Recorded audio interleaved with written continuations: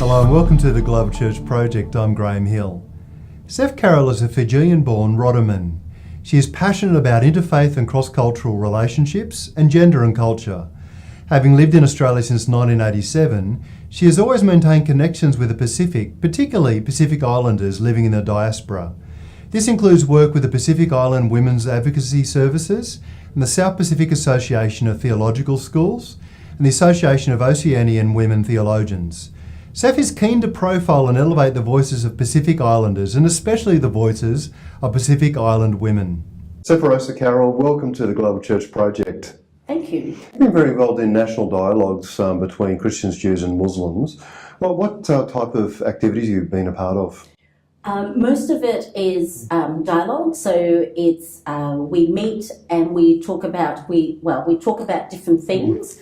But as a group, we choose the themes. So we might say, let's take a particular passage in the Bible and explore that amongst the three different religious traditions.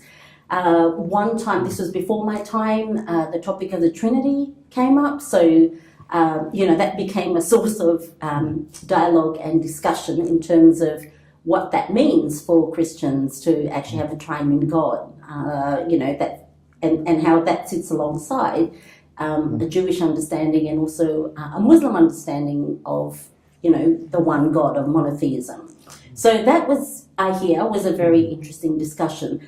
Also things like when there's,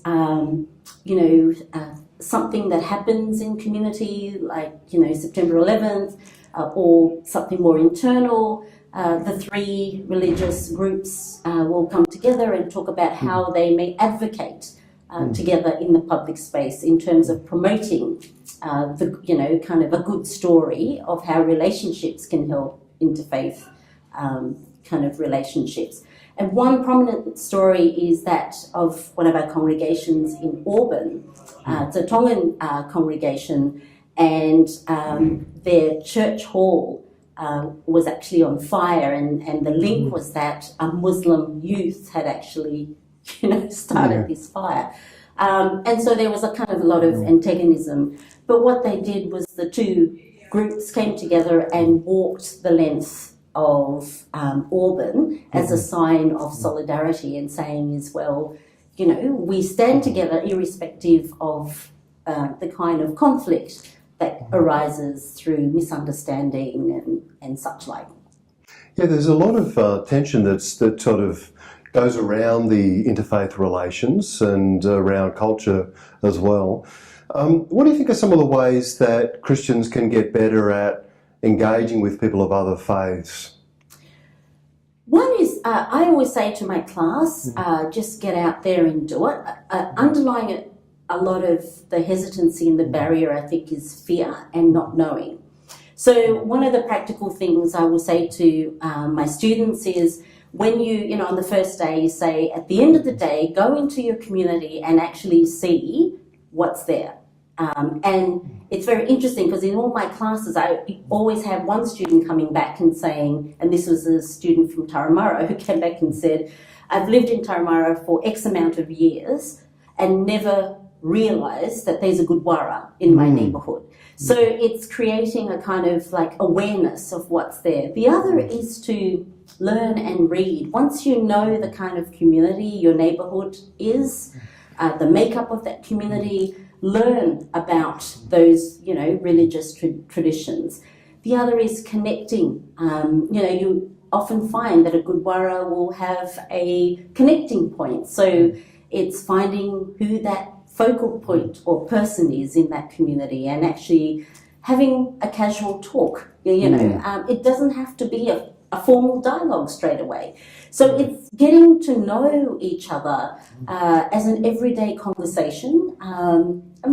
Get to know your neighbour, that sort of thing. Yeah. So my thing is always just go and do and don't think too much about it, because when you think too much about it, you begin to think, I don't know what to say, but it's all part of learning. And then you find that the religious other is equally wanting to learn more about you, you know.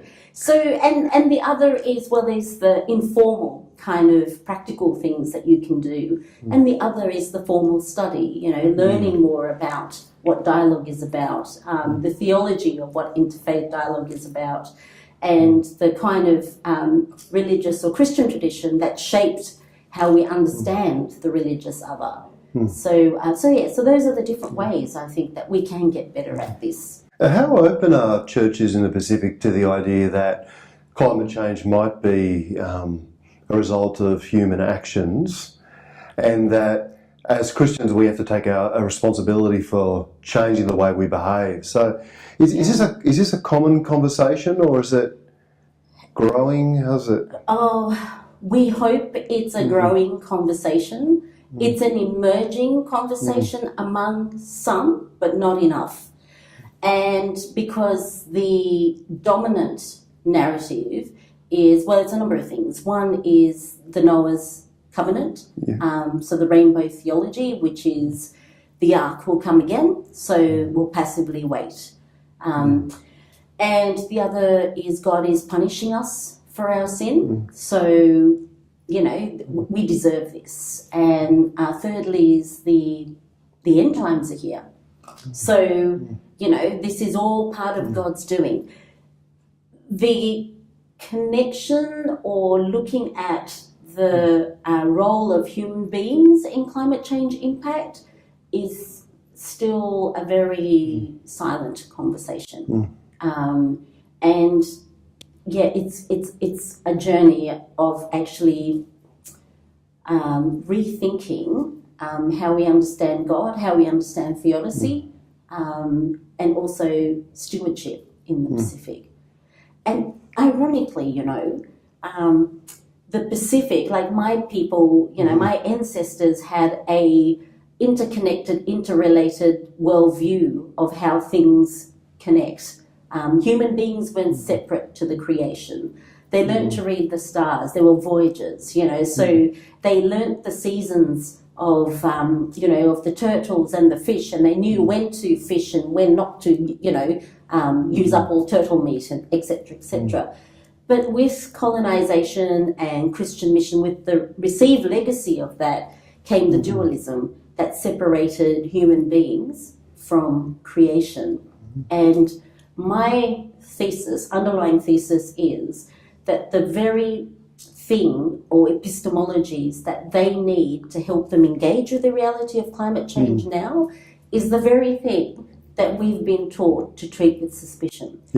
How do we bring that together? And this is hundreds and hundreds of years of embedded theology, and the journey of unlearning some of that is going to be long term, but we don't have time. I mean, that you know, that's the urgency for me. Seforosa Carroll, thank you for joining us at the Global Church Project. Thank you. It's been wonderful to talk with you, Grant. The Global Church Project is located at www.theglobalchurchproject.com. On our website you'll find a wide range of interviews and resources for colleges, universities and churches. I look forward to your company next time. From me, goodbye.